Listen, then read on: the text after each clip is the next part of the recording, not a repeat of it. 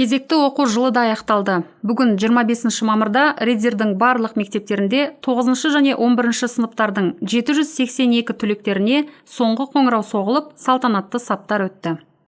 Биылғы оқу жылы қала мектептерінде 7135 оқушы білім алды. Олардың оқу үлгерімі 100%, білім сапасы 55%-ды құрады.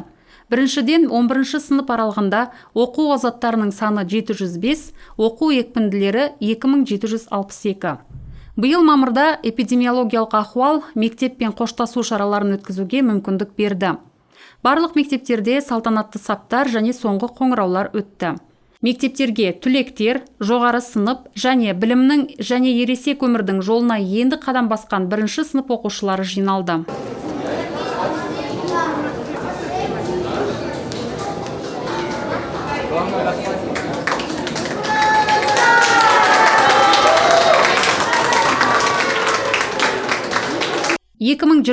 жылы 11 сыныпты тамамдап, мектеппен қоштасқан түлектердің саны 259, өткен жылдан 30-ға көп.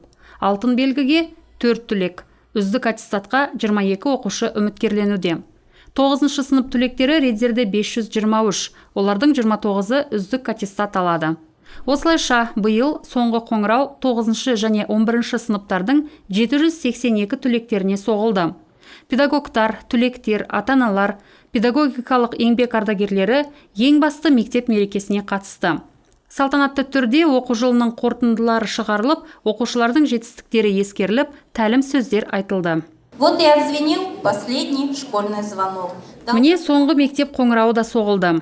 Көптен күткен қобалжитын мезет. Сіздер өмірдің жаңа кезеңіне көшесіздер. Сіздерді мектеп бітірулеріңізбен құттықтаймын. Балалық шақтарыңыз мектеп табалдырығында қалады. Осы жылдарда қаншама оқиғалар болды. Алғашқы жеңіске қуану, өзіндік тыңғылықты жұмыс, ата-ананың ұйқысыз түндері. Алғашқы оқу қадамын, ең алғаш жазған әріптерді, алғаш рет оқыған сөздерді ұмытпаңыздар. Оның барлығы артта қалды. Алда әркімнің өз жолы. Әркім кәсіп таңдаған шығар. Енді шешімді де өздеріңіз қабылдайсыздар. Келешек тағдырларыңыз да тек өз қолдарыңызда. Ал мектеп кезі жылулықпен еске түсетін болсын. Келешек өмір жетістіктермен, жеке дамумен, жаңа таныммен қуансын. Біз сіздерге бақытты өмір тілейміз. Жаңа белестерге ұмтылып, бағындырыңыздар. Сіздерге сенімділік, сәттілік, жеңіл бастамалар, жарқын болашақ тілейміз. Түлектер үшін бұл күн өмірлеріндегі ең елеулі оқиға болары анық. Іс жүзінде сабақтар аяқталғанымен, көпшілігіне емтихандар мен ұбт тапсыру қажет. 9 сынып оқушыларының шығарылым емтихандары 28 мамырдан 6 маусым аралығында өтеді. 11 сыныптардың мемлекеттік емтихандары 27 мамырдан 10 маусым аралығында өтеді. Биыл түлектер ұлттық бірыңғай тестілеуді Өскеменде, ұбт өткізетін пунктінде тапсыратын болады. Оған 207 түлек қатысады.